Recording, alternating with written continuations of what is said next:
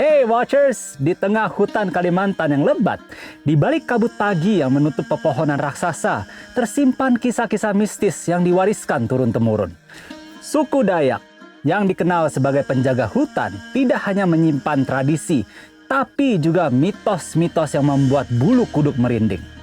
Ada cerita tentang mangkuk merah, tentang burung gaib yang membawa pertanda, hingga kisah makhluk halus yang hanya muncul saat bulan purnama. Bagi masyarakat Dayak, mitos bukan sekedar dongeng, melainkan bagian dari kehidupan.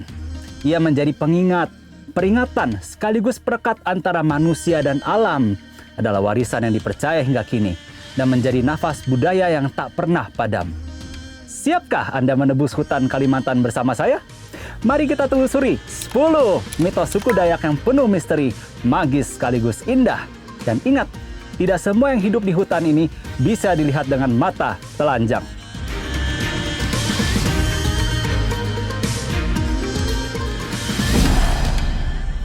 Bagi suku Dayak, burung tinggang atau masyarakat umum menyebutnya burung enggang bukan hanya hewan, melainkan lambang kehidupan. Paruhnya yang melengkung tajam dianggap sebagai simbol keperkasaan, sementara bulunya yang indah dipercaya membawa berkah. Saat burung ini muncul di langit, masyarakat percaya itu pertanda baik, terutama untuk perjalanan panjang atau peperangan. Namun bila burung ini tiba-tiba terbang rendah dan mengeluarkan suara keras, konon itu tanda akan datangnya musibah. Tak jarang para tetua membaca arah terbang burung tinggang sebagai petunjuk dalam mengambil keputusan penting.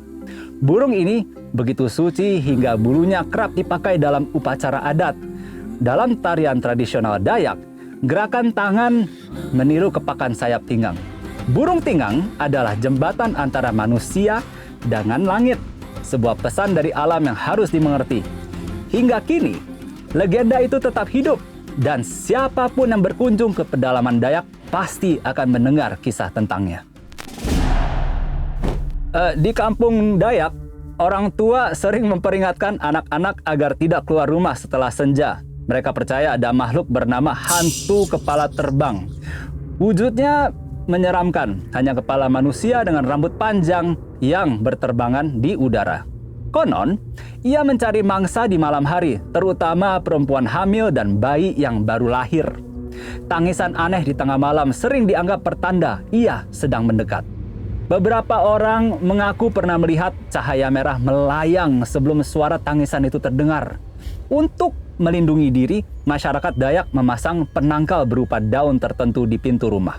Mitos ini bukan sekedar cerita horor, tapi juga peringatan agar orang tidak keluar rumah saat malam gelap.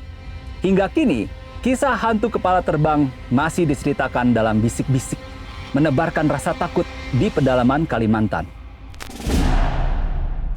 Mandau bukan sekedar senjata bagi orang Dayak, ia adalah pusaka yang dipercaya punya roh penjaga. Beberapa mandau dianggap sakti, bisa bergerak sendiri atau bergetar saat bahaya mendekat. Ada cerita tentang mandau yang melayang dari sarungnya ketika pemiliknya dalam bahaya, melindungi tuannya tanpa disentuh tangan. Dalam upacara adat, mandau selalu diperlakukan dengan hormat, bahkan diberi sesajen. Tidak sembarang orang boleh menyentuhnya, apalagi dengan niat buruk. Mandau yang diwariskan dari leluhur dipercaya menyimpan kekuatan gaib. Hanya bisa dipakai oleh keturunan sah. Banyak kisah beredar tentang orang yang mencoba mencuri mandau sakti, namun justru tertimpa kesialan. Hingga sekarang, mandau gaib tetap menjadi simbol kekuatan dan perlindungan yang tak bisa diremehkan. Di dalam hutan Kalimantan yang rapat, ada pohon-pohon raksasa yang dianggap sebagai rumah roh penjaga. Masyarakat Dayak percaya bila pohon ini ditebang sembarangan, malapetaka akan menimpa desa. Ada cerita tentang penebang kayu yang nekat menebang pohon sakral, lalu tiba-tiba jatuh sakit parah. Ukuran pohon yang menjulang tinggi dianggap sebagai penghubung dunia manusia dan dunia roh. Para tetua kerap memberi persembahan kecil di kaki pohon sebelum memasuki hutan. Pohon raksasa ini juga sering jadi tempat ritual, doa, bahkan sumpah adat. Tidak jarang suara-suara aneh terdengar dari dalam batang pohon saat malam hari. Mitos ini mengajarkan manusia untuk menghormati hutan dan menjaga keseimbangannya. Karena bagi Dayak, hutan bukan sekedar tempat hidup, tapi juga rumah bagi roh leluhur. Tiwah adalah upacara kematian yang paling sakral bagi Dayak. Masyarakat percaya roh orang yang meninggal tidak langsung pergi ke alam baka, melainkan menunggu upacara ini. Dalam ritual Tiwah, tulang belulang diangkat dan ditempatkan kembali dalam rumah khusus bernama sandung. Selama upacara, dipercaya roh leluhur hadir dan ikut menari bersama manusia. Banyak yang mengaku merasakan hembusan angin dingin atau bayangan samar di antara peserta ritual. Tiwah bukan hanya perpisahan, tapi juga pesta penyambutan roh ke alam berikutnya. Musik, tarian, dan doa menyatu dalam suasana magis yang sulit dijelaskan. Mitos ini membuat Tiwah dipandang sebagai jembatan suci antara dunia manusia dan dunia roh. Hingga kini, upacara ini tetap menjadi pusat spiritualitas Dayak yang penuh misteri. Sungai adalah urat nadi kehidupan suku Dayak, tapi juga dipercaya dijaga oleh naga gaib. Naga ini bukan sembarang makhluk, melainkan penjaga keseimbangan air dan alam. Saat banjir besar datang, orang Dayak percaya naga sedang bergolak marah. Sebaliknya, bila air surut, naga sedang tidur panjang. Banyak nelayan mengaku melihat bayangan raksasa di dalam sungai yang bergerak seperti ular. Beberapa tempat dianggap sebagai sarang naga yang tidak boleh diganggu. Dalam upacara adat, sesajen sering dihanyutkan ke sungai untuk menenangkan sang naga. Naga ini adalah simbol kekuatan dan misteri yang membuat sungai selalu dihormati. Kisah naga sungai adalah peringatan bahwa manusia tidak bisa hidup tanpa menghargai air dan alam. Bagi masyarakat Dayak, suara burung hantu di malam hari bukan sekedar hewan berbunyi. Mereka percaya itu adalah tanda kematian yang segera datang.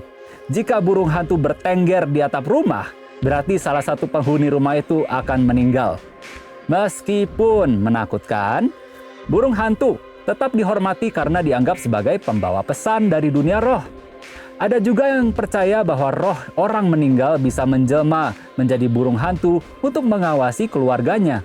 Suaranya yang lirih di malam gelap menambah suasana mistis di pedalaman.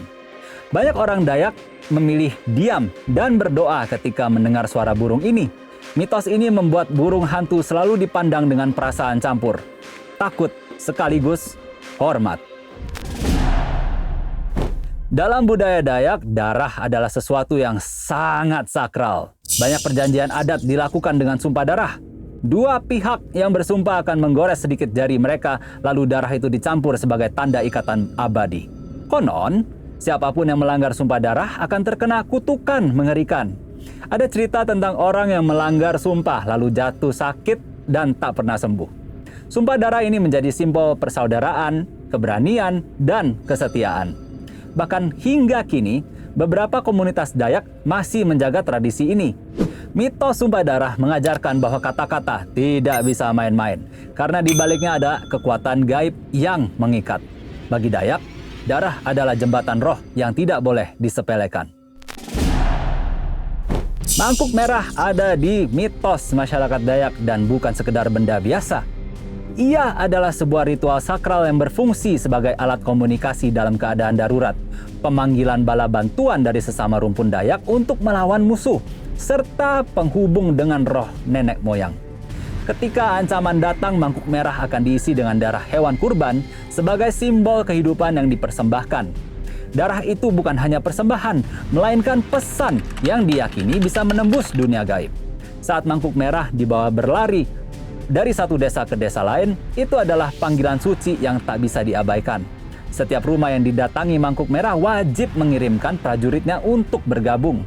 Siapapun yang menolak dianggap menghina leluhur dan akan ditimpa kutukan. Bagi Dayak, mangkuk merah adalah tanda bahwa roh nenek moyang telah memberi restu untuk berperang. Dalam sejarahnya, mangkuk merah mampu menggerakkan ribuan orang hanya dalam hitungan hari. Kehadirannya menebarkan aura magis, campuran antara ketakutan, keberanian, dan kebanggaan. Sebuah bukti bahwa benda sederhana bisa menjadi jembatan antara dunia nyata dan dunia gaib. Panglima Jilah bukan sekedar nama, melainkan roh prajurit abadi yang terus mengawal suku Dayak dalam dua dunia. Dilahirkan dengan nama Agustinus Jilah pada 19 Agustus 1980 di desa Sambora, Toho, Mempawah, Kalimantan Barat. Ia tumbuh dari akar panglima, sang kakek yang juga pertarung zaman kerajaan. Kini, Panglima Jilah adalah pimpinan pasukan merah Tariu Borneo Bangkule Rajakeng atau TBBR, pasukan elit yang jumlahnya mencapai puluhan ribu anggotanya tersebar di Kalimantan, Sarawak, dan Brunei. Dalam medan perjuangan, dipercaya ia bisa menaklukkan musuh tanpa menyentuh, menandakan kekuatan supernatural yang menyertainya. Tubuhnya yang ditutupi tato khas Dayak adalah catatan kehidupan. Setiap motif dan garis mencerminkan apa yang telah ia lalui, serta menandai keberaniannya sebagai prajurit sejati.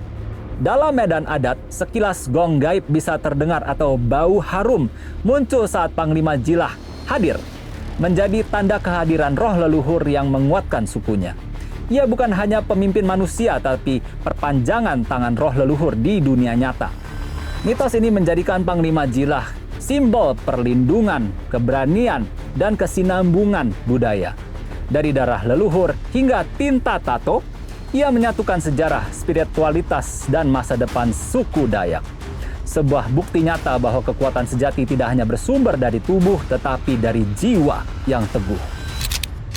Dari burung tinggang hingga Panglima Jilah, dari danau gaib hingga sumpah darah, kita melihat betapa kaya mitologi Dayak. Semua kisah ini bukan sekedar dongeng untuk menakut-nakuti. Ia adalah cermin kehidupan, pengingat agar manusia menghormati alam, leluhur, dan ikatan yang tak terlihat. Mitos-mitos ini mengikat manusia dengan dunia roh, menjaga agar tradisi tak pernah pudar. Hutan bukan hanya rumah flora dan fauna, melainkan juga panggung bagi roh leluhur yang terus berbisik. Ingatlah saat Anda berjalan di pedalaman Kalimantan, bisa jadi ada mata yang melihat, telinga yang mendengar, dan roh yang menjaga. Mitos itu masih hidup dan akan terus hidup selama manusia percaya.